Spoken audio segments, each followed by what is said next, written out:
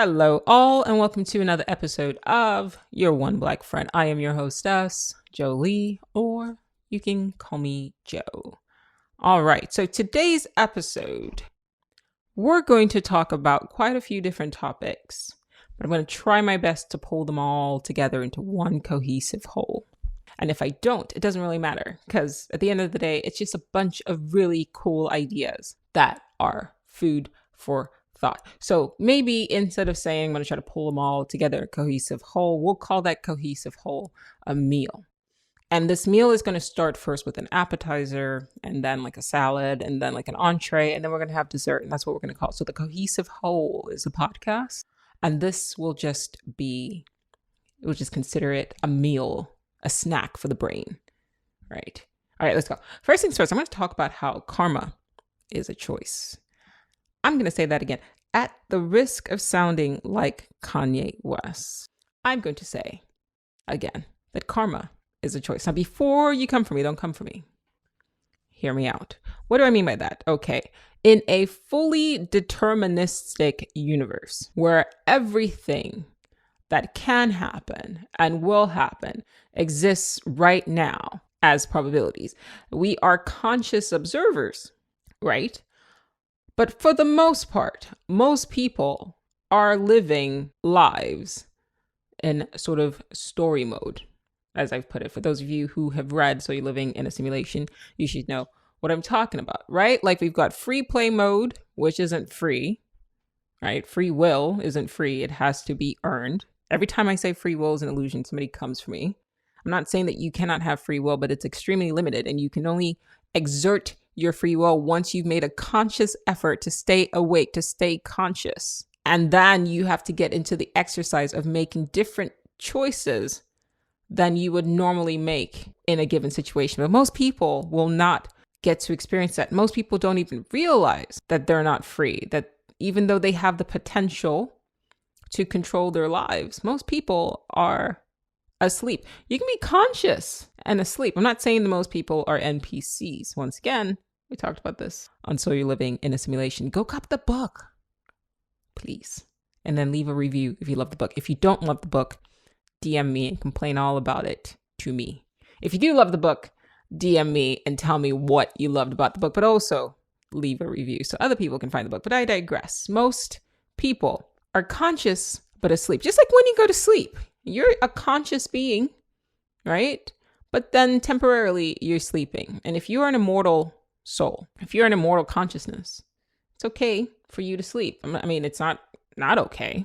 But some people who are watching this, for example, want to be awake. People who read books like The Fourth Way by P.D. Ouspensky want to be awake. Or people, I should say, who find books like P.D. Ouspensky's The Fourth Way. Because I think if we are in some sort of simulation, you don't happen across these sort of books by accident, right? Everything is an icon. Everything is placed in the way where you find what you need. Kind of like in Mario, right? Like just when you need a star, you'll hit the right, question mark cube, and then no, wait, that's the wrong.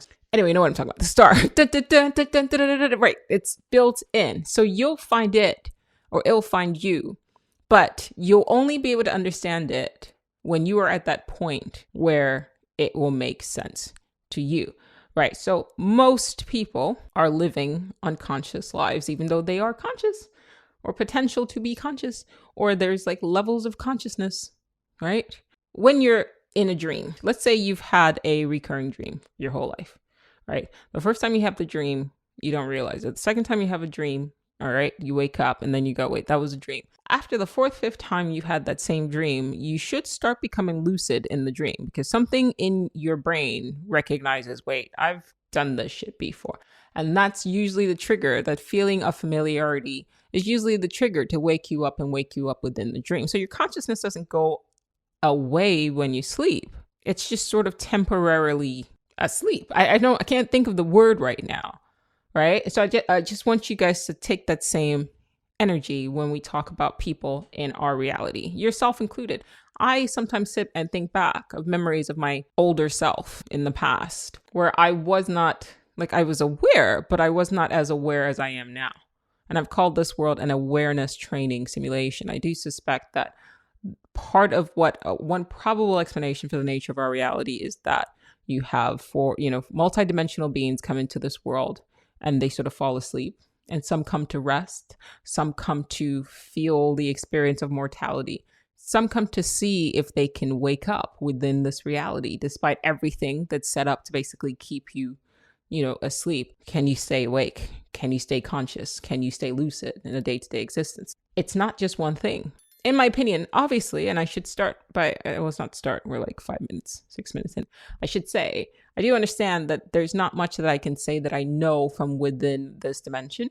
So even though I speak with a certain air of certainty, bear in mind that I also understand that I could be completely full of shit and everything that I'm saying is completely wrong. I'm okay with that. It's a podcast. I'm not writing a dissertation.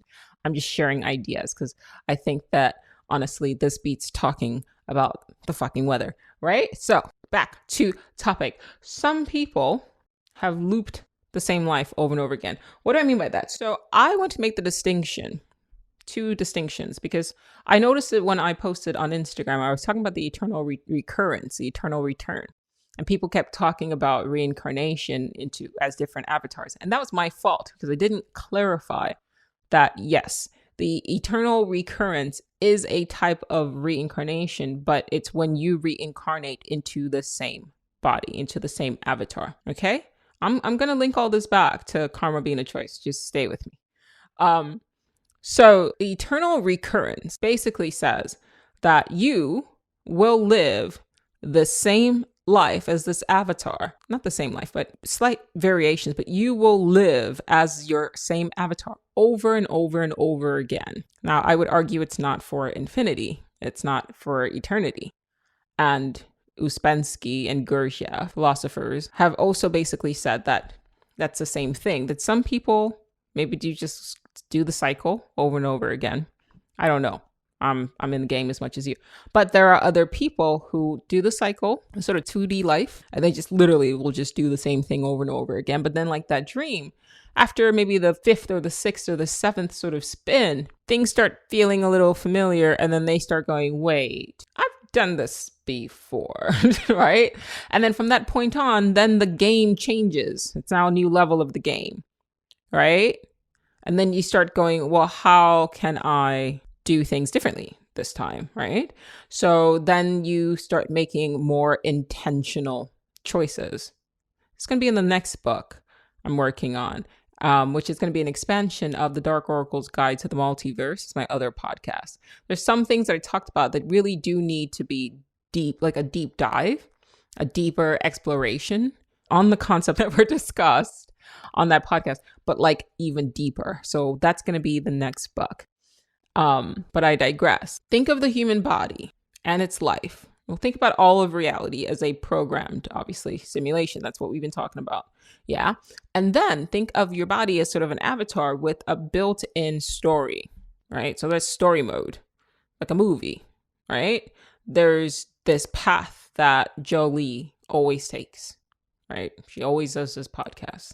She always writes her book, that book. She always writes, so you're living in a simulation. Shameless plug. So she just is the same life.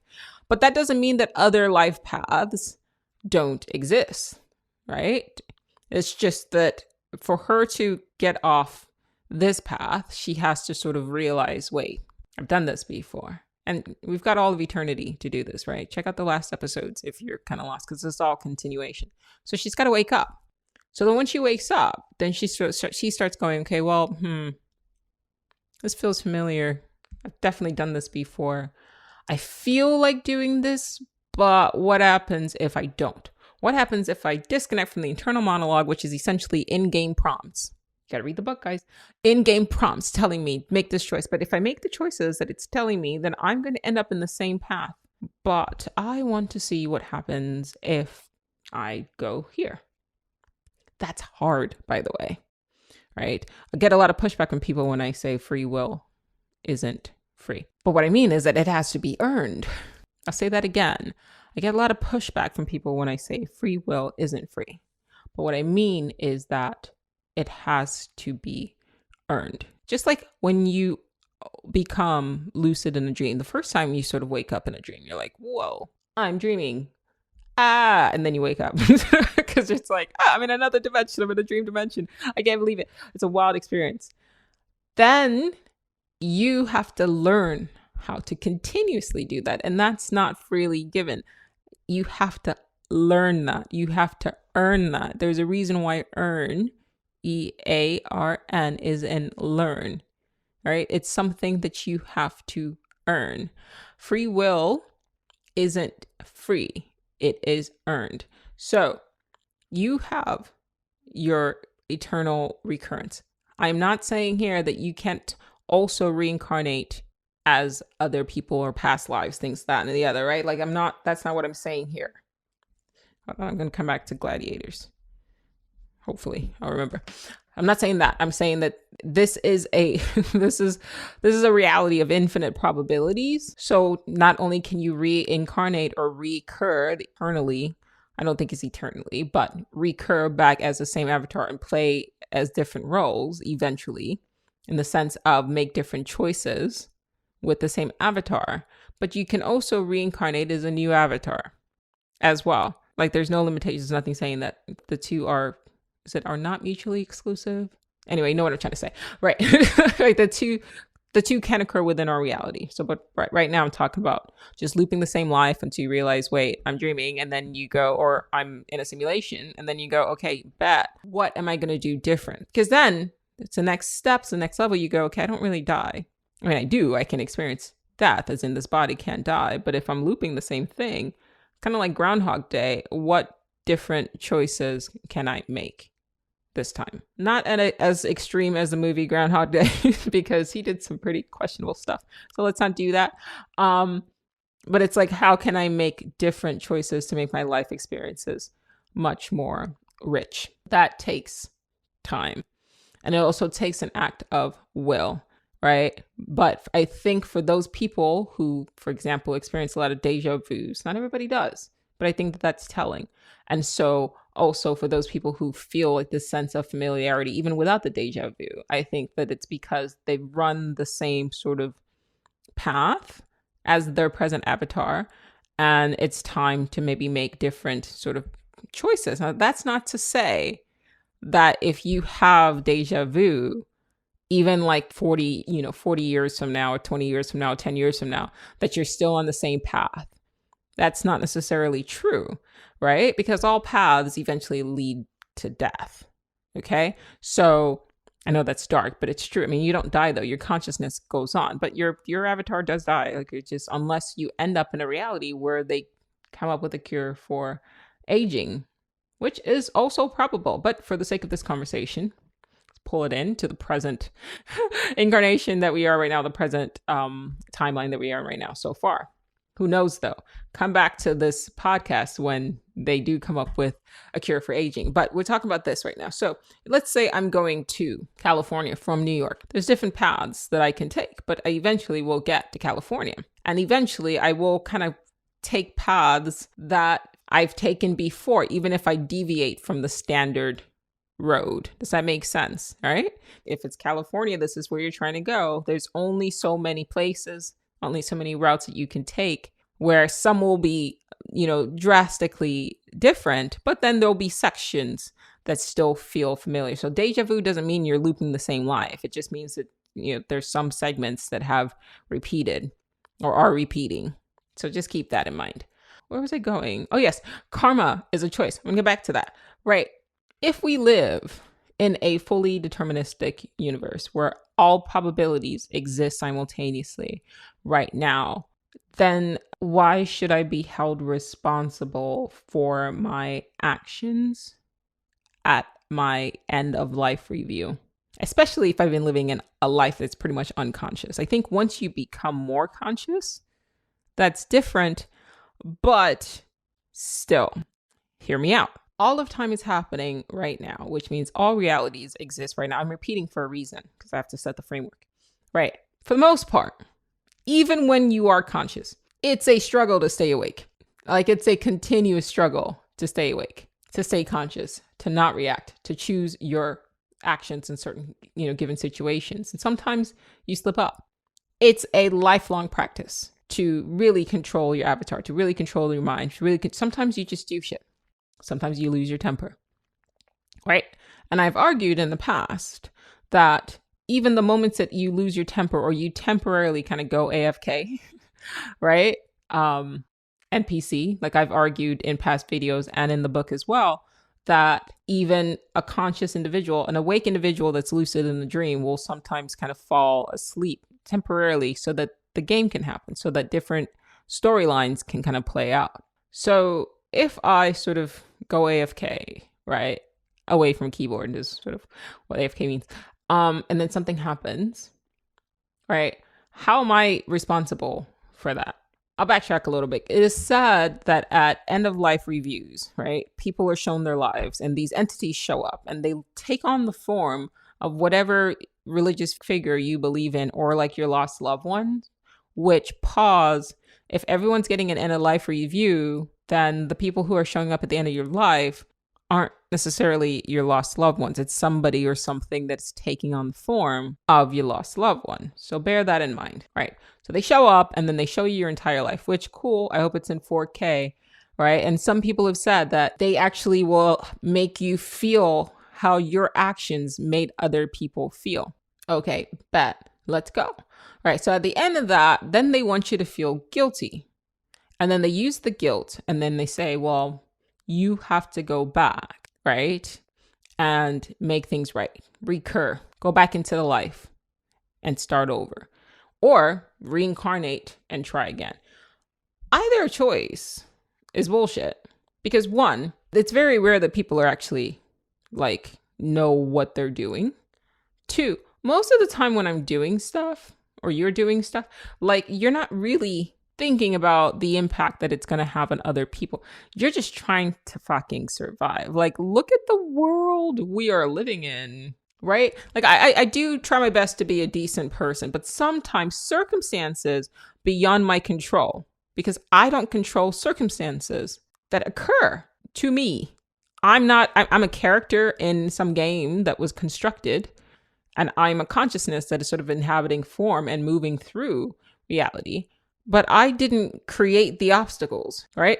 It's like, let's use Mario, Brothers again. Like when you're trying to get to, like, you don't know what the fuck's going on. Like, yeah, you could take different pipes to get to different places, but you don't know where the pipe leads. And so if I like just played a whole game of Mario and then at the end, Bowser or something shows up and was like, let me show you your entire gameplay. Oh, now let me show you how you made this Koopa feel, right? My response is going to be like, first of all, the fuck? Like, right. Imagine if at the beginning you didn't even know you were a game, like you were actually Mario, and you're just like, all I know is like the princess, like my BFF or whatever, is like she's got kidnapped. So I am programmed to just get, like, it's literally in my programming to go and get the princess. Okay, so if I'm programmed to behave in a certain way, why are you now coming at the end of the game and telling me like I need to feel bad for the shit that I did that I was programmed to do? The fuck? Look, my job was just to get to the princess, right? That was literally what I'm programmed to do. So I didn't snatch her up. I didn't ask her to get kidnapped. I certainly didn't tell all these little things that popped up between, like I had to stomp on them. Like, I'm sorry that they feel bad, but I didn't program the game. Like, the programmers put them in my way and also had them hurling fireballs at me and little spiky things that fall from the sky. How is this my responsibility? I'm just playing the game. Okay, so now I've got to go back into the game and start over. And also literally everything that I've learned that got me to the end of this game that helped me reach the princess, you're going to wipe my memory and put me back in the game. So I'm not even going to remember that I should feel bad about hurting these like Koopas and like those annoying turtles or whatever. Right? Like I'm not even going to like remember how I made them feel. And how do I know you've not done this before? I've talked about this a lot on the podcast. There's several episodes on reincarnation. Please go, especially in the down times when like I'm like, days between podcast episodes. It would behoove you. I say this a lot. I've said this before. And I know I say this a lot because like I watch my own videos and I'm like, man, I say that shit a lot. But the reason why I'm saying that I've said this before is because we run into this habit. I noticed this where we'll like maybe go and follow somebody, sidebar, and then we just watch like the first, like the most recent 3-4 videos. And then we just sit back and then wait for more content, very few people actually go back and like consume their older stuff, like older content, and all I'm saying is like this podcast has been going on for a long time, and it also kind of moves with my moods. And so there are episodes that are just very esoteric and very sort of like deep, and then there are episodes that are just really sort of like goofy but still pretty deep, because that's the nature of the podcast. And so don't miss out on those episodes simply because you jumped in on like chapter 19 or whatever, episode whatever the fuck, right? Because this is all part of the story. Even carrot on the steak bullshit. I'm not saying you have to go all the way back to the first episode. I'm just saying though, like scroll through, and they're titled intentionally, and just give it a listen. If you like podcasts, or don't, I don't care. Do what you do. But that is why I keep saying, I've said this before, because I'm kind of gently trying to encourage you guys to like also check out previous episodes, because there's a lot of gems that even when I go back and listen, I'm like, whoa, that's deep. So yeah, back to karma being a choice. The reason why I say it's a choice is because at the end of your life, there are these entities. In theory, I don't remember dying, but I'm back here, so clearly I got suckered. If that theory is true, but in theory, you hear people talking about this, there are entities that show up and then they like essentially try to guilt you into coming back. That is your choice. You do have a choice to come back. So just say no. That's it. Like you can advocate for yourself. Like this might actually be the most important video you will ever watch, at least in this present recurrence. But keep that in mind. I'm not gonna feel bad for something that I didn't know I was doing. And considering the fact that you have the potential or the ability to record my life. So you've been recording my life this whole entire time, and you watch this shit happen. Like this shit that I'm supposed to be feeling bad for, you watched me doing this, and you never like interjected with like a commercial break while I'm dreaming to say, hey, Joe, maybe don't be a dick to that person. 1, 2, literally majority of my existence, I was like just trying to survive, and also like grappling with this internal monologue, and also like grappling with depression, and like also living in this world and trying to figure out what the fuck are we doing here. And I have theorized, and I have written a book and put out hundreds of videos trying to figure out what this world is. And at no point in that time did you interject and just show up and say, hey, this is most definitely a game, and like, don't sweat it. Because I feel like if like 8 billion people on this planet right now, if whatever it is that shows up after we like die at the end of our lives to tell us that we've been dicks to other people, not saying that you shouldn't feel bad about being dicks to other people, but just not enough where like somebody's gonna hold that shit against you and force you to come back into a world that like, you know what I mean? But like, keep in mind, like if at any point in time we're just being super horrible to each other, which is like most of humanity's history, if these entities made themselves present in this dimension and just said, even like just like while I'm recording this podcast right now, it just popped up right there and was just like, hey, yeah, this is all being recorded. Just maybe be nice to each other, because it is being recorded, and anything that you say can and will be used against you at the end of your life review. If you just did that, I feel like I would take it easy. 1, because then it's not this like struggle to survive that most people are kind of going through, or this like sense of I just have to look out for myself as a result of being born into a society where that's literally imposed on us. So a lot of the behavior that I'm supposed to be held responsible for, that I'm supposed to feel bad about, was something that was imposed on me when I didn't even have a choice. As in when I was a child, the personality that I have now, the reactivity, the negative sort of the indulgence in negative emotions, that was something that was taught. I'm just echoing shit that I saw my family do, my friends do, people on TV do, loved ones do, leaders do. because you also engineered me, this brain anyway, to be sort of a social creature and to mimic things that it sees. That's why things go viral, because it's relatable. That's built into our brains that we are presently confined in. So once again, how is this my responsibility? You created the construct. Unless the things that show up at the end of our lives are not creators. Unless they are multi-dimensional beings, but a lower vibrational being, two-dimensional being. Which takes me to my next point. So, let me finish. So karma is a choice. And what I mean by that, it's a choice is that if something comes up to you and says you should pay for retribution, you can very easily tell them to, once again, politely, please fuck off. Right. Because, no, I'm not gonna, in any court of law, even in this reality, that would not stand in court. I'm not going to be held responsible for something that you set me up for. Once again, sidebar, we're going to talk about whether or not it's these entities even generated this world, because I don't think that they did. I think that anything that you can engage with in this dimension, or even in the dimension outside of form, in an astral plane, wherever these things show up when you're out of your body, they're kind of entities. They're a type of intelligence, non-human intelligence. All right. So where it ends up being a choice is if you say, like, you can choose to accept the guilt and say, okay, fine, like, I'll go back in or whatever. But know that you do have a choice, and you could also say, no, like, I don't consent. No, thank you. Now, my guess is if they're going through all these tricks to sort of coerce you back into the game, it's because, like, they have to go through the tricks. And maybe after that, they use fear and, tactics and threats of hell, darkness, and all the stuff like that to, like, oh, you're going to go to hell unless you go back. But it's like, okay, why do you need me to go back? That's weird. You know what I mean? Like, you have to kind of, like, hold on to that. And I think that the way you prepare for that is by making sure that you're actively trying to stay awake even in this reality, so that even at the time of death, I think the Tibetan Book of the Dead actually has, like, exercises for this as well. But outside of my wheelhouse right now, but at the time of your death, you can say, no, I'm all right. Like, this is still another level, and I hard pass. Thank you. I'd like to see what's next. Okay, this is scary.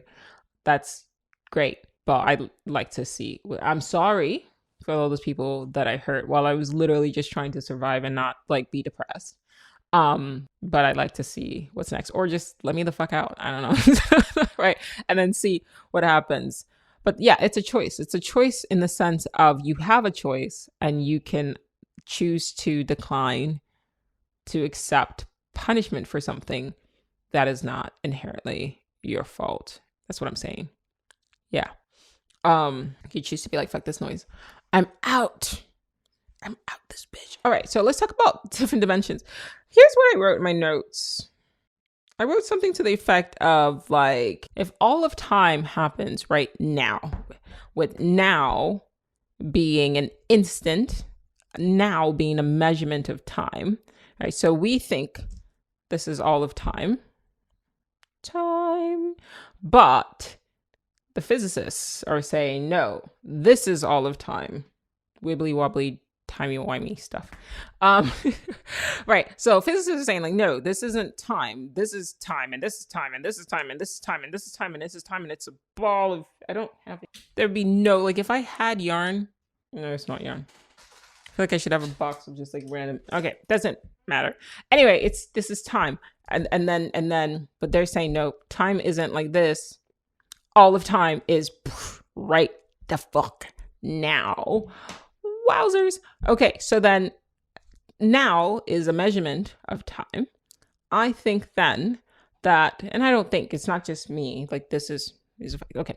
The all dimensions, all spatial dimensions exist here. So if all of time exists now, I keep knocking, my arms are too long.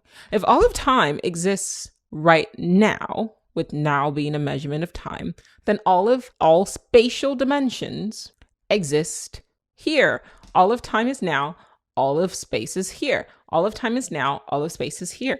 All dimensions are right here. All spatial, I have to say spatial because time is technically a temporal dimension, unless you consider, like, space-time, which is like a spatial dimension. But for the sake of this conversation, we will exclude time and just call it a temporal dimension, and we've already talked about it like now, right?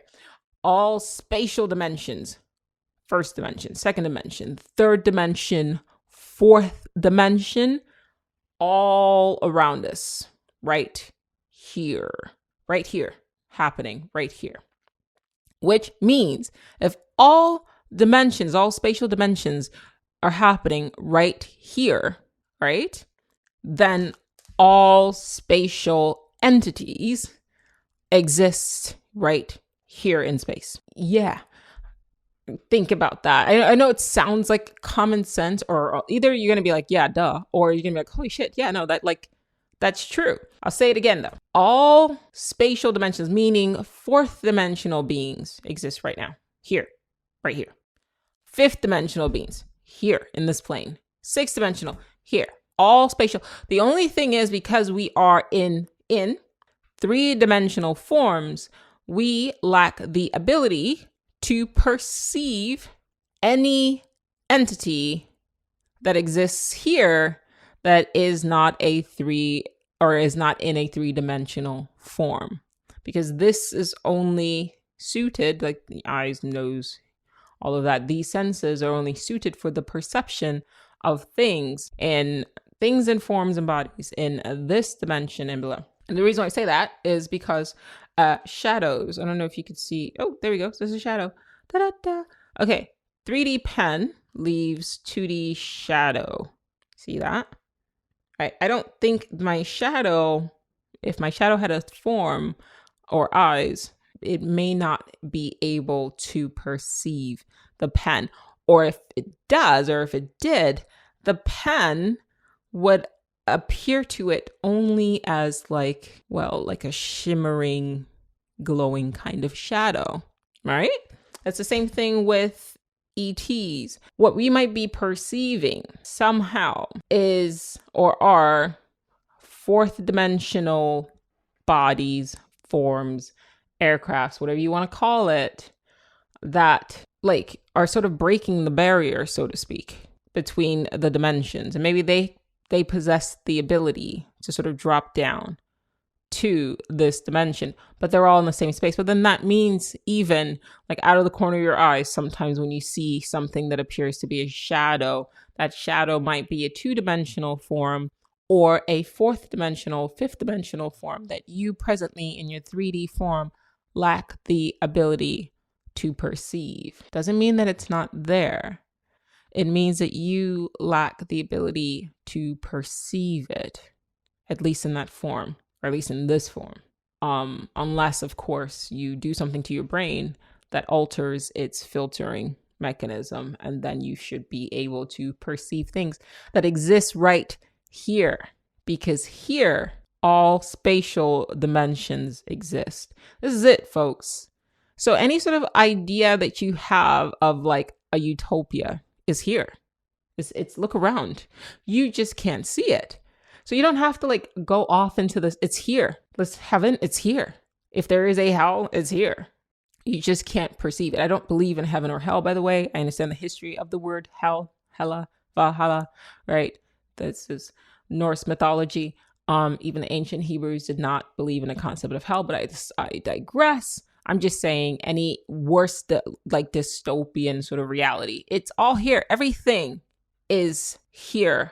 Just as all of time is now, all spatial dimensions, including the fourth dimension, fifth dimension. I keep talking about fourth just because it's like the closest to us, but it's all here, which honestly, when you look around, is pretty fucking fantastic. The way I came to that conclusion was just like, I was like looking at my shadow. I was like, wait, that I could perceive my shadow.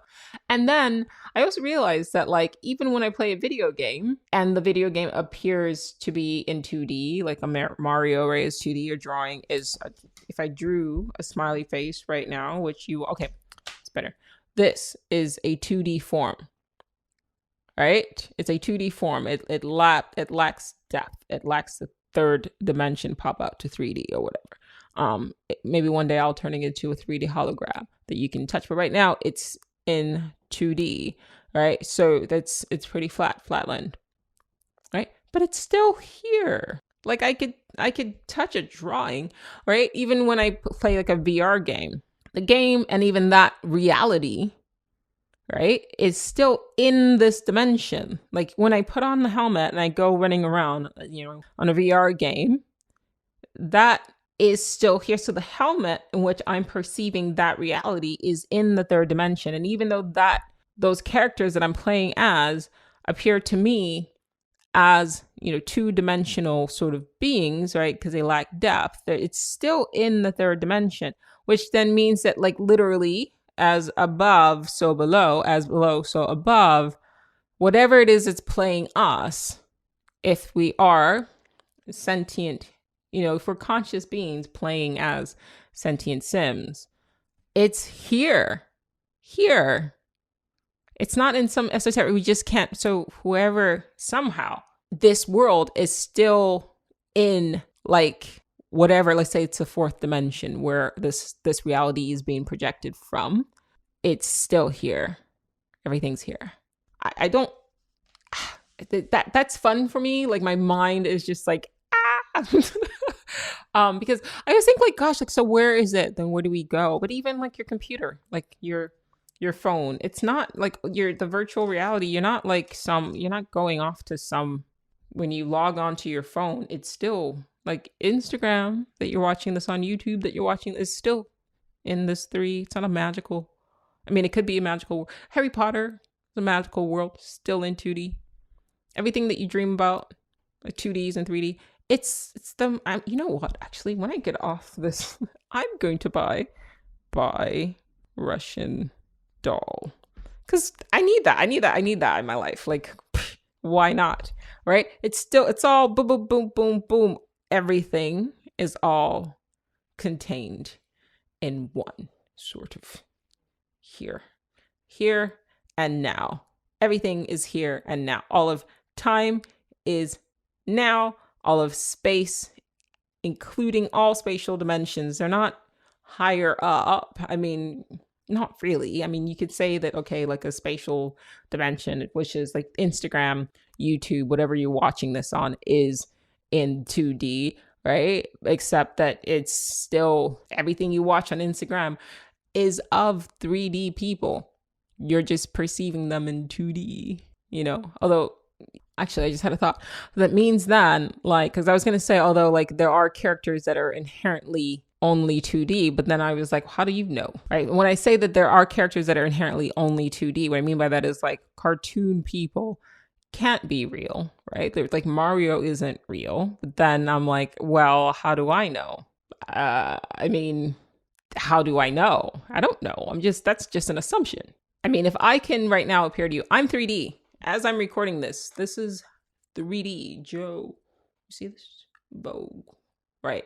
Okay, but as you're watching me, I'm now appearing to you in 2D. And if I animate it myself, it would be a cartoon, version of me, but it's still sort of me based. It's based on real me. The paintings that I paint, I could say, well, I create these images, because I do in my mind, right? When I sit to paint.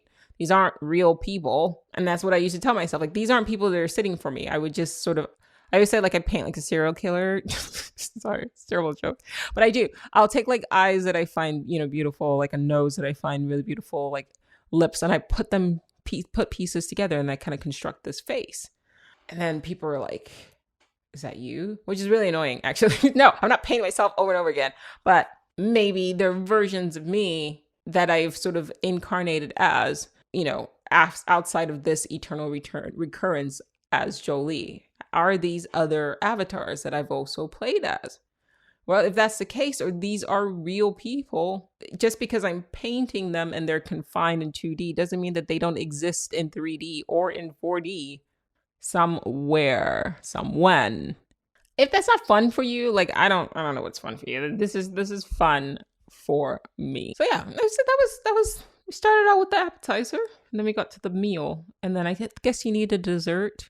So what will be the dessert? Well, I think the dessert is just going back to sort of the beginning, which is that karma is a choice. I'm sorry, that's delectable to me. That changes everything. I'm not saying go around and be a dick, especially now that you watch this. Sorry, because now you by watching this, you can't undo it, which is why you probably meant to watch this video. I think I said this. I don't know if it's like the first bit.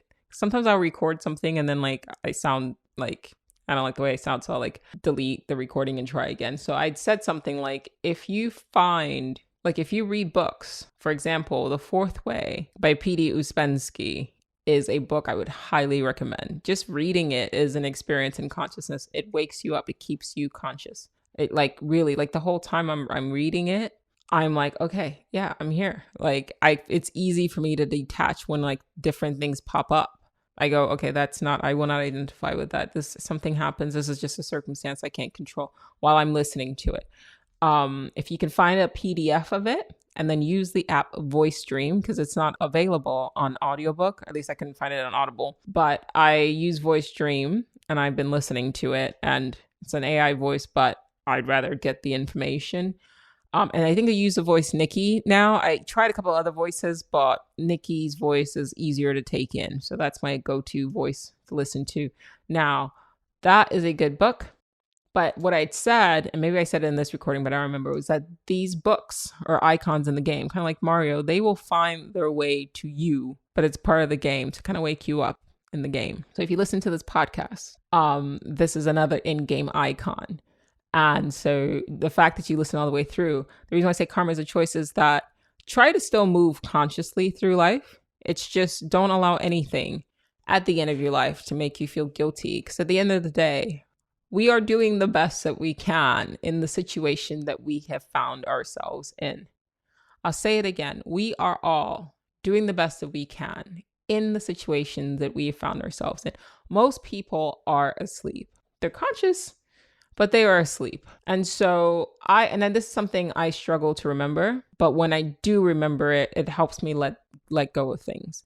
Sometimes the game itself will just throw circumstances at you, and then you just have to fucking deal with it. That's not your fault. That's not your responsibility. That's not you. You didn't create the obstacles that presented themselves that caused you to react in a certain way. Like I got in an argument with a friend of mine, and it was like circumstances happened where they didn't behave in the way that I wanted them to behave, or I thought that they should have behaved. And so for a second there, like a couple of days or a week or so, like we just like weren't talking. And then I suddenly realized, like, Joe, like what happened was what was going to happen. It was like too many moving pieces. That was what happened. That was what happened in the game. I can't hold this person responsible for what they did under the circumstances, because I think I wasn't really fully conscious at the helm, right? Because I was like at a low spot, and that low spot, that depressive state, was not by my fault. I didn't choose to be depressed, right? And then they were dealing with things too, and they were in a different mental state. And if they knew what they know now, that their behavior, their actions would hurt me, if they had the ability to hold on to the knowledge that, okay, a week from now or 2 days from this instance, Joe's going to be really upset about what I'm doing right now, they wouldn't have moved in that way. You see, for me, and I talked about this in I think the episode where we talked about how regret shows that you're a 4-dimensional being. Bear that in mind, because at the end of the day, even those moments where you're able to sort of move out of time and go, well, gosh, something else could have happened, you absolve yourself of feeling regret for it, because one, like, there's going to be another go. But let me finish, I guess, what I'm saying, and then I'll try to come back to that. One, you shouldn't regret doing things or not doing things, because this isn't your only go. I guess I am going to jump into it. This isn't your only go. If the eternal recurrence is true, and I think that it is, right? Using as many theories as I possibly can, from the esoteric to materialists as well, given enough time, given infinity, all of this repeats with variations and deviations, then that thing that you regret not doing, you will end up doing or have maybe done in a past recurrence. So don't regret it. Let it go. You'll probably have another opportunity to have that experience that you wish you would have had. And something I also tell myself is that maybe in a past recurrence, I made that choice that is now slipping from my hands, or I took that path and it maybe didn't end the right way. It didn't go the right way. And so my higher self, my intuition that has sort of been guiding my path, who remembers that my consciousness unconfined to form and unbound to this spatial dimension, right? My true self, a multidimensional being, awareness, also is aware of that. And so there's really like, I shouldn't regret that. Like, that was not for this path. It wasn't for this occurrence. There will be another one, and let it go. I had somebody ask me that, like, what is this knowledge that we're in a simulation? How does that change my life? I still have to pay my bills. And I'm like, that's wild to me how does it not? Everything changes. This whole sort of feeling like this is you only get one chance. And if you miss out on something like that kind of intensity and feeling like you control everything and that like you got to do everything, like how does that not change your entire perspective on life, on death, on regret, on failure? Is there such a thing as failure? Like, how does that not empower you? I mean, I can't speak for everybody, but maybe in their next iteration, this concept, if they come across this concept again, it will empower them, but I'm not going to hold them responsible for where they are in this moment in space time. It may not empower them, but it empowers the fuck out of me. Like, I think I would be a tremendously different person without this mindset. I feel better about existing, if we're being completely honest, because of this theory. But I digress. Back to my sort of interaction, or sort of just a tussle, a ruffle with my friend. If they knew, because we are limited, our consciousness is limited in 3D form. So while we might have certain feelings that aren't knowledge, they are feelings, we don't really do a good job of paying attention to how things make us feel, in the sense of, I'm feeling a bit of discomfort. That sense of feeling can also be a type of knowledge. It's just we live in a reality that emphasizes this level of knowledge instead of this level of knowledge. And so we need to get ourselves in a habit of not discounting how this makes us feel. Side note, you can purchase this shirt on dressfordystopia.com. I love the shirt. It says consume.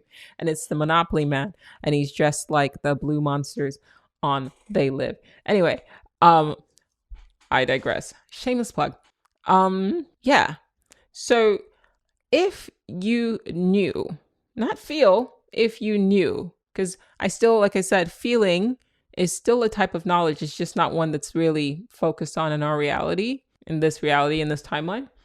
But if you knew that a particular action was going to cause somebody to feel a certain way, like you saw that memory, you were able to access a week from now how that would make that person feel, and this is somebody that you cared about, you wouldn't do it. Most people wouldn't do it unless they're like total psychopaths, right? Which, if that's your close friend or your loved one or family member, they're not.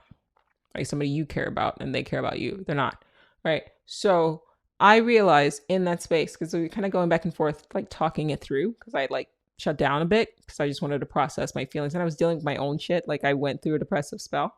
I'm coming out of it now, and honestly, I don't mind my depressive spells, because I know how to deal with it, like I've been saying, and I don't mind talking about it either, because I honestly think that most people should be more honest about it so that people don't feel fucking alone. There's a lot of people dealing with this shit, so I'll be the first to talk about it. I don't give a fuck. Like I'm processing it. I'm dealing with it. I'll get through it. But sometimes it's hard. But I have found that in my darkest moments is when I'm actually the most prolific. I have a lot of ideas that come in that darkness. And so can I utilize that space to be more creative? And then can I use creativity to get out of that space? But that's another podcast episode. So let's go back. They didn't know how their actions were going to make me feel. They could only see reality through their vantage point. So for me to continue to be upset about something that a person had really, truly weren't cognizant of how deeply their movement was going to hurt me, it's just causing unnecessary suffering or contributing to unnecessary suffering within our construct. What happened at that moment was what was going to happen in this particular, situation, in this particular recurrence, in this particular iteration. Let it go. Let it go. Right? I could choose to hold on to something and destroy. Right? I could choose to hold on to the pain and destroy it, or I could acknowledge that was what was supposed to happen. That's part of the story. That's part of the narrative. And also there's something to be learned there of course, learn the lesson, take the lesson, discard the negative emotions. Take the lesson, discard the negative emotions. The negative emotions do not serve me. The lesson does, right? Obviously, keep this in mind. If the person continues to repeat the behavior, that's something to learn from. If the person learns from their behavior, that's also something to learn from. But let go of the negative emotions, because that was what was always going to happen. Whether or not it was done intentionally, which how many people live intentionally, if we're being completely honest. There's a clip from a podcast where I said, give people grace. And I have to try to remember that. I'm not always good at remembering it, but I do try to remember, because most people aren't even conscious of like their own actions. They can't, like, how many people you know have still are still keeping up with their New Year's resolution? It's August. Nobody. But it's always like, at first of the year, I'm going to like do this. I'm going to start a business. I'm going to lose. And that's one eye. The book, The Fourth Way, I keep talking about it because I'm doing a deep dive into Ouspensky. Read with me. He talks about part of the issue, part of our problem in our reality is that we're programmed to think that it's just one eye. And if you realize that there's like multiple eyes, there's like 4 at minimum. There's like an intuitive, there's an emotional, there's a like logical, and I think there's like feeling or something like that. I said emotional and feeling, which is probably the same thing. Go read the book. Basically, what you need to understand is that the eye that says, I'm going to do this thing is not the same eye that goes, I'm going to eat that cookie. And so we're all a bit sort of fractured, even within ourselves. So as above, we are a fractured consciousness, right? Experiencing itself in different forms. Brahman, whatever you want to call it, collective consciousness experiencing itself as different forms. But even within our one self, we are also fractured. And so a person that makes a promise to you that says, I'm going to do this thing, that is a version of them that version of them genuinely meant it. But it's not the same person that you're dealing with who doesn't do the thing that they said they're going to do. It's the same entity, it's the same avatar, but imagine all of these different eyes like different people on a board of like a company, right? You got the CEO, you got the CFO, you got the COO, right? So the CEO says, I'm going to do this thing. And it's a badly run company, by the way, because there's no uniformity. There's no like sending out an email to say, okay, this is the MO. This is what we're going to do. Like the CFO is doing his own thing. The COO is doing his own thing. The CEO is doing all these motherfuckers, just secretaries doing what the fuck she wants, right? Everybody's just like going ham, but everybody's got the mic, right? Like we're all a little bit like DID, if we're being honest. I'm not making light of the mental disorder. I'm just saying like on an esoteric and spiritual level, we are fractured. I can't tell you how many times I say, I'm going to go to bed at 9:30. There is a version of Joe that is 100% like I'm going the fuck to sleep. I'm going the fuck to sleep at 9:30. Bedtime. I mean that shit. I'm telling you, I mean that shit. 9:30 comes along, I'm watching Suits. That show is laced with crack cocaine. At this point, I'm just like, I want to stop watching. I do. There's so many other things. And people are like DMing me, like, why are you still watching Suits? There's so many so many shows that you should be watching right now. Why are you? I can't stop. I'm on season 8 now. Like, I'm almost done. It's laced with crack cocaine. I don't know. I can't. Anyway, yeah, of all the shows, I do love Jessica. Like, I love her. She's like, there's not that many like strong, just brilliant women. I wish she would have stayed in the show. She just kicked ass. Like she's just like I just love her so much. And she's gorgeous. But yeah, love her. She's not spoiler. Sorry. So she's still on the show. Anyway, yeah. So the person that says that I'm trying to think of the name of the actress that plays her. Anyway, it doesn't matter. She's fantastic. The person that says, I'm going to bed today at 9:30, that's an I contained in the entity that is Joe. That is my CEO. And that Joe, we'll call her Joanna. But for those of you who don't know, that is my actual government name. So we'll call her Joanna. She means well. She's like, hey, guys, we're going to go to bed. Right. And that's usually around like 12 o'clock, like 1 o'clock. Yeah. And then I don't know what the fuck happens to her. She goes to sleep or something like that. And then like Jolie comes along and she's like, bro, let's watch some Suits. Right. It's like, all right, I'm just going to watch just one episode. I'm just going to watch one episode. And then like Joe pops in at like midnight and is like, oh, it's just one more episode. You don't have to get up to like 6. It's like, you should be okay with like 5 hours. So you can take a nap in the afternoon. I don't know where Joanna went. Like, she's just like, she gave the order. She expected all these other eyes to like follow suit. There's no uniformity, right? And so then she wakes up the next day tired as shit. It's like, what the fuck? Right? That's everybody. That's most people. That's how most of us are. I'm not gonna drink anymore. Actually, I don't drink anymore. But there's people out there who are like, I'm not gonna drink anymore. And then, you know, weekend Friday, okay, one drink. You have to pay attention to that in yourself, but also in other people. We really do need to start moving in that way. We need to start looking at people and going like, yeah, there's a lot going on in there. So that when a person says something to you and then another version of themselves like pops up and says something that's kind of contradictory, like you're not like, what the fuck is wrong with you? And like going ham on the wrong person, because like the person who said that, the I that said, I'm going to do better, and then the I that's like indulging in the thing, it's not the same. There's not the same I. The many eyes. Gurdjieff talked about this. Ouspensky talked about this. The book is called The Fourth Way. You can find the PDF. You can find the book. And I don't know if Kindle will allow you to listen to it because I just downloaded the PDF but find it, listen to it, read it. It is worth listening to, because moving in that way, not only knowing that most people can't even like control themselves, let alone like control what they say to you, but also understanding that you're dealing with different versions of a person. So honestly, expressing negative emotions is completely useless in this reality, for being completely honest, because like, what does that do? What does it do? How does you being mad do anything except for make you mad, make you sick? It's not going to change what happens, right? And on some level, you do kind of enjoy it. I'm not lying. We do. And that's a bad habit, to indulge in anger, because like all bad habits, overindulgence makes us sick, causes us stress, breaks down the body, ages us. Hello. You grew up in a world where you looked around and you saw other people getting angry. Watch the shit that we watch on TV and see how people are programmed. Like, that's in our heads. And if it's not TV, it was, you know, theaters. And if it wasn't theaters, it was like stories. It's also like watching our family and our friends, right? Something happens. This is how you react. Like, this happens. This is what you're supposed to do. You become mechanical. You become automatic. Somebody cut you off. Be angry. Why? Somebody didn't respond the way you wanted them to respond. Be sad. Why? That was what was supposed to happen. Observe it.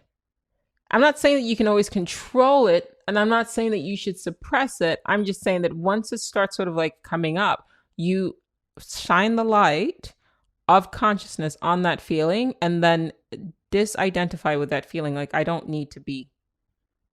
It is what it is. This is what was supposed to happen. You have the choice. You have the ability. You make a conscious choice to go, okay, yeah, that's what happened. But this maybe doesn't mean the thing that I think it means. I saw this thing by Salma Hayek. I think this kind of applies. She was saying, if I cuss you out in Spanish, still the words, I'm still saying terrible things about you, right? But if you don't understand Spanish, you're not going to have like an emotional reaction to it. So, I didn't listen to the rest of the video, to be perfectly honest, because I was like, I gotta get off this thing. But I like that part, the first part of what she said, which is it's true. Like, it's that you decide, oh, now I understand. It's the same words, just in a different language. But now you understand what this motherfucker's saying to you. No, why? At the end of the day, it's still just stupid words. You just decided. Like, if a robot came up to you and was like, fuck you, bitch. You would just be like, okay, that's weird. And then you might scuttle away from the robot because why are you saying that to me? Right. But most people are kind of mechanical. I don't want to call them robots because I don't want to dehumanize them. They are unconscious and asleep. And even you have gone unconscious and asleep. So if somebody says something to you, they're not aware. They're not awake. They're not conscious. They're not there. They're just sort of like on story mode. Friend of mine, I'll leave you guys with this, who like hates their job. And for the last, like, I think almost a year, they've been complaining about their job and their boss. And I'm not a good friend to complain to about stuff like that, because I'm going to just, like, I'm not going to indulge with you. I'm just going to be like, if you don't like it, like, either change it or stop complaining, because your complaining isn't going to change anything. This is a negative emotion that you're indulging in. And I'm like, what I said was, everybody that I know who has like a regular job at one point or another complains about their boss. It's like a script. Okay. So if you are basically, you have a position and everybody in that same position that you have is doing the exact same thing or does the exact same thing, which is like they go to work, they hate their job, they hate their coworkers. They're like, it's, the memes are relatable. They laugh at the same memes that millions of people, billions of people are laughing at, because they're all in the same situation. When they leave work, they go out and they drink, because that's what millions of people or billions of people are doing. They hate their job. They get intoxicated, and then they, loop it all up, watch TV, and then on Sunday they go to sleep. The next day they go to work and hate their job and then drink, and hate their job and then drink, do that shit for 40 years and call that a life. You're a fucking slave. Worse, you're a robotic slave. Because it's not that you have to do the same thing over and over again that makes you a slave. It's that you're not doing anything that's a deviation from what other people are doing. So you are a slave to the program, not your job. You've got your job. Like, you've got to do your job so you can pay your fucking bills. Because in the reality that we live in right now, like, we all have to pay fucking bills. So it's either you go do illegal shit, or you go and get a regular fucking job, or you work for yourself. But we all have to fucking work in this dystopian simulation that we're living in right now. Okay, that's not what makes you a slave. We all have responsibilities. We all have shit to do. But there's ways in which you can do things. Like, while you're working the job that is giving you a steady paycheck, you could also be doing other things. So that maybe at some point you only end up hating yourself because you're your own boss, right? Like, be happy that you have a steady paycheck, that you could pay your bills, that you've got a nice enough place, that you're not living on the street, that you can eat where you want, you can travel where you want. It's shit, I guess, being in a loop, but we're all looping. I got to record these podcasts. I got to paint. I got to edit. I got to write. Like, it's the same sort of loop. We're all looping, but you get a fucking paycheck. Like, anybody sending me a check when I finish these? Like, I've got to grind. I got to sell shirts. Dressforadystopia.com is my actual website, guys. Like, I'm not just a sponsor. Like, nobody's paying. Like, this is my shit. So my designs. Feel free to support. There's also posters and shit on there as well. But that's besides the point. Like, I'm not getting a paycheck for this. Like, I've got to grind. You've got a consistent 2 weeks check. Like, take that and then use that. Use your free time. Schedule your life in a way where maybe instead of going out and drinking, save your money and write a book, start a business where you've got additional streams of income, right? It's not the job that makes you a slave. It's the fact that you're doing the shit that everybody else is doing. You're a slave to the system. You're a slave to the program. If you're moving towards a particular goal where you're like, I'm just using this job as a step to get to where I want to go, that's different. Then stop complaining about your fucking boss or your manager. Sorry. That's tough love. It's all love. Right. Stop complaining, because you sound like millions of other people who've said the same shit for years. That means you're doing the same shit as millions of people. How is that interesting? How are you an interesting person? How is that interesting to live? So I'm not even going to make it about the person, because this person actually is very interesting. But how is that interesting to live? Don't complain about your boss. Your boss is like just a robot in some cog. Like, his job is to be a dickhead. So, like, he's playing the role too. He's a slave to his role as a dickhead. All right. That person's not even conscious. Like, just go in, get that paycheck, get that money. I like that song, Money, by Cardi. I was born to flex. Anyway, money. Right. Get that money and then use it to go do other things that actually like enrich your life. But he's just playing a role. You're playing a role. If you're bored with the role, stop complaining about it. Play a different role. I'm not saying quit your job. Please don't do that shit, guys.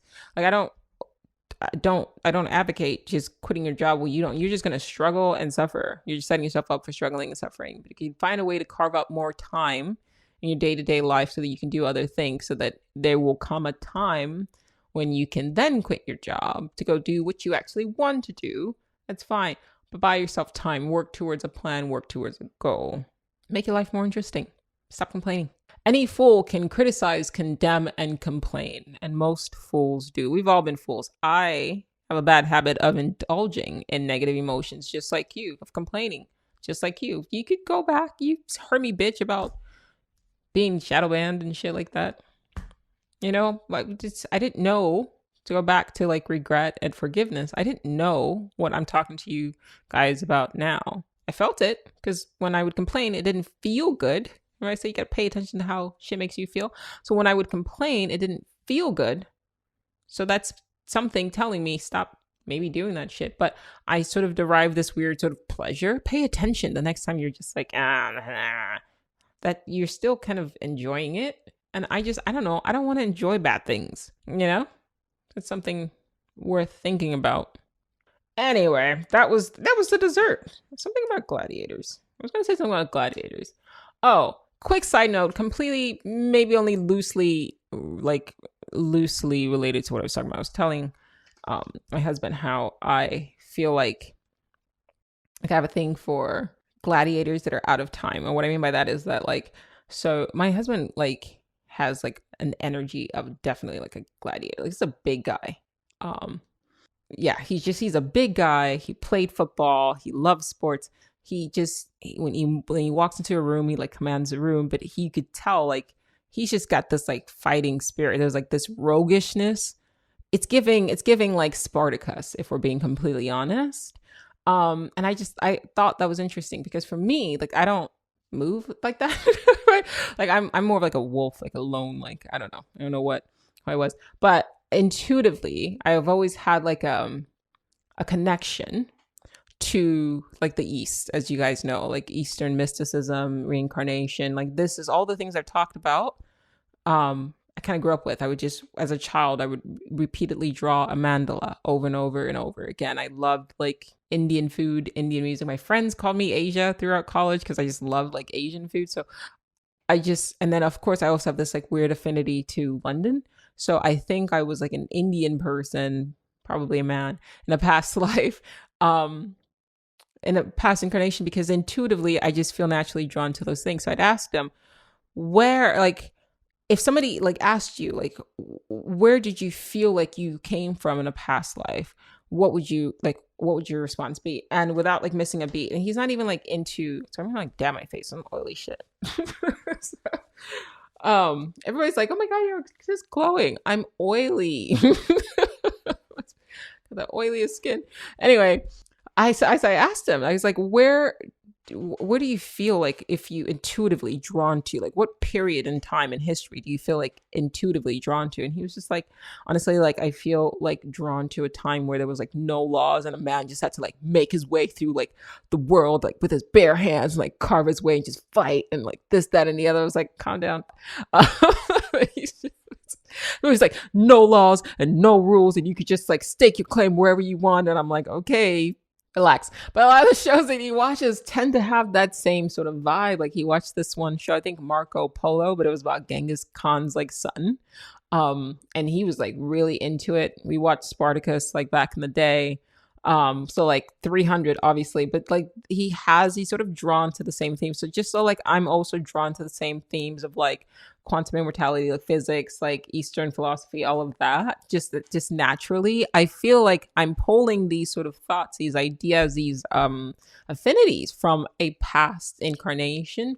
And I think he is too. And I'm going to take that, I'm going to expand it. I think that we could see the gladiators of like past lives, like people who were gladiators in past lives in our time right now. You could tell, like once I've like broken it down and explained it to you, like you could see them because like they just have this like feeling like they're just like they're like in the wrong time, you know. And it's like they're trying to like sort out how to like be 21st century, people. And this goes for women as well, right? Like that's just because you're a female in this present incarnation doesn't mean that you weren't a male in a past incarnation. And it does not mean also that like there weren't female like warriors, right? Like they did that whole movie Woman King. It was based on like the homie warriors, like the women, right? So women can be gladiators too, you know what I mean? But it's like very interesting. You could see they just sort of like in this world that's like highly civilized and like everything has rules and you've got to like, you know, follow the rules and do this. Like they just feel out of sorts. And I always, when I see people or interact with like gladiators out of time, it's almost like watching, literally like in my head, I think of like Spartacus, but like trying to like wear a suit. It's almost like a gorilla in a suit, like sitting at a desk, like that's way too small, like talking about memos and shit like that. It's just like, oh, that sucks. And now you're in our very civilized shitty time. Not shitty, but you know what I mean. And so that's just always funny to me. But the key is how, or can you take a gladiator mindset and conquer, like, and kill, like not like actual kill, but like kill like your career, like kill it in business, not like murder people, kill it in business, right? Like take that energy, take that spirit of your past life as a gladiator and pull that into your present incarnation. Can you use that to like succeed in our present reality? It's always interesting to me. My husband has done a good job of that. He still seems out of sort, like, you know, he's larger than his form. So he definitely was killing people like in a past life. I don't know, you know, what that's about, but that's always just fun for me because sometimes that I get like weird kind of intuitive feelings from people of like who they were in like their past incarnations. Just nothing like too deep. I'm not like woo woo whatever. I don't do readings or anything like that. So if you're getting any fucking spam messages from people DMing you from like a parallel dummy account saying that I don't fucking do readings, guys, you should know that. Come on. Anyway, yeah, like, but you can just tell, like, if you know enough about history and you have a good sense of intuition and you believe in reincarnation or you understand that it happens, you can just, there's certain people that just give off certain vibes of like, oh, you were definitely like an actress in a past life, or you were definitely like a gladiator, or you were definitely like a statesman or a politician or a warrior or a farmer, right? Or all of these professions, right? Or a hunter, you know, you can just tell by the way they move on their own, you know. Or serial killer. Right. Anyway, that's it. I meant to keep this short. I got all family, but this is a good one. It's a good one. All right, y'all. Till the next one.